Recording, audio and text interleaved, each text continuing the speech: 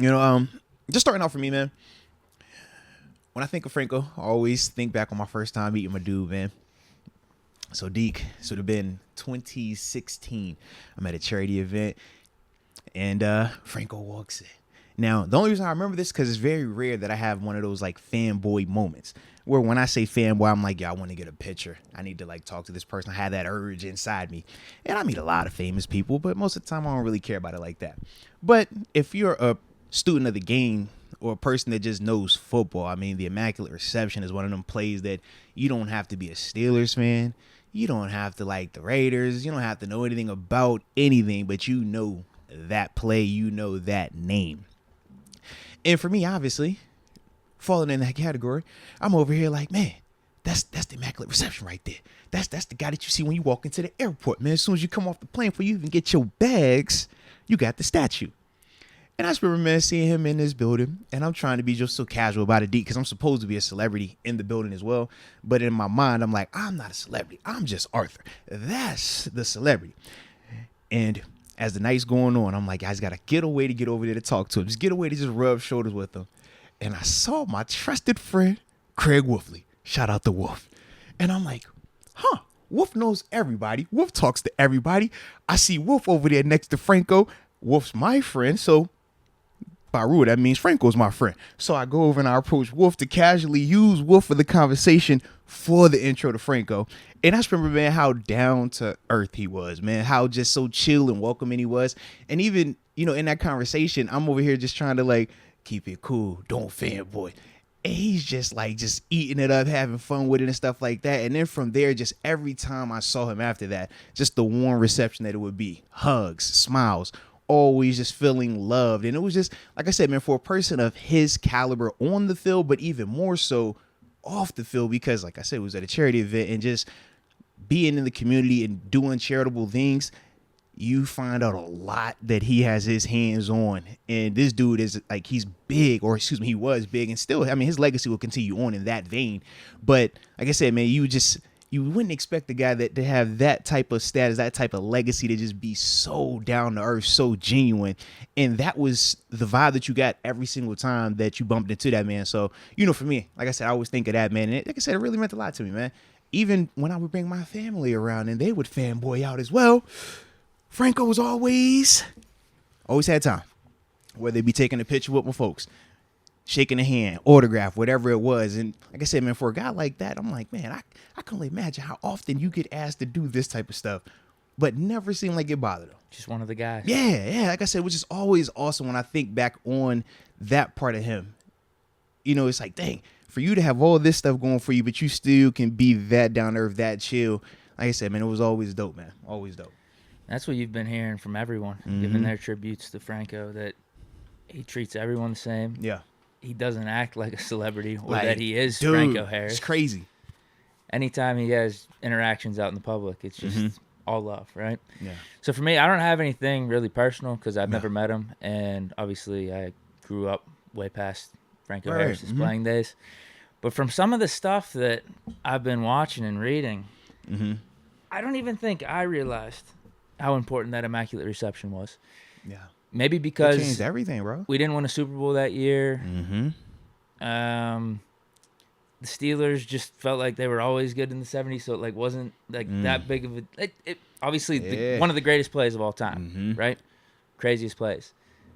But, man, hearing some of these people talk about how that actually was the catalyst for the dynasty, and how important Franco was to the offense, almost in a way that Mean Joe was to the defense. That's how because they Terry all Bradshaw early on, I guess he was in and out of the lineup at times, and I don't know if Chuck Noll had the greatest trust in him early on.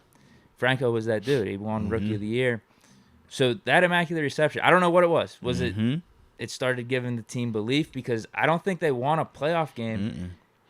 I don't know. I don't even know if ever. But Mad Dog was saying Franco changed everything. Mad Dog was saying Steelers had only 6 or 7 winning seasons before 1972. That was dating back to I guess 1933 when the franchise started. So that's insane to me right there. So that was just a nice little. And think about it. It's tough to say learning lesson because again, I know the Immaculate Reception, craziest play, but like I guess I just never understood the importance the of significance. It because I was always like, what? Yeah, why do we make such a big deal about this play when it wasn't like a Super Bowl play, like the Ben to San Antonio they play, say right? That changed, and that's why when you talk to we didn't anybody, win a Super Bowl that year. It didn't lift us to a Super Bowl. That was why when you talk to anybody that grew up and watching those '70s teams, when you ask them, they're Mount Rushmore for the Steelers. Yeah, they swear by Franco Harris. They say Joe Green 1, Franco 2. It makes sense how people are talking about. And think about it, and that's league wide. But even on those Steeler championship teams, Mel Blount, Jack Cam, Jack Lambert, all of these type of guys, man, all of them speak of Franco. They say Franco is that guy. It was like Joe was number 1, but Franco was just as significant, man. Yeah, Kurt Von A confirms what I was saying. That was the first Steelers playoff win. Yeah. Yeah, I think we had Bob Labriola, obviously, who's covered the Steelers for decades. Him and Billy Hillgrove both speaking on the legacy of Franco Harris. And that was the one thing that was constant with them, was literally like they did not win like that. Like people talk about Joe Green coming, but even when he came, they still were struggling until Franco. And that was the difference. I don't know the spark that it provided, obviously how talented he was, but they was like literally he was the catalyst for all of that change. And it's just crazy to think that here we are, how many years later, and it's like, man, all these championships, this legacy, when we talk the standard being the standard, when we talk about it being a certain way on and off the field, a Pittsburgh Steeler, this is Franco. I mean, this is a part of that legacy, one of the founding fathers of it, essentially, man. So, yeah, it is, like I said, it sucks that it has to have a person passing for the significance and everybody to really, like, tap in and, like, communicate it to that level. But, it's one of those things. No time is better than the present. So, yeah, man, I'm just glad that we get an opportunity to just continue on with that legacy there for him. But, yeah, man. One of the videos I was watching today, you brought up Mean Joe Green. I think the quote was like, we didn't do a lot of winning before Franco. Didn't do a lot after. We did a lot of winning with him. Yeah. Yep. And that's the thing, man. He changed it all for them, man. So, like I said, man, definitely shout out to his legacy, man. And, yeah, all the people that have been affected by him. And like I said, we're just focusing right now on the field part, but I even think about off the field, the legacy that he's had, the impact that he's had.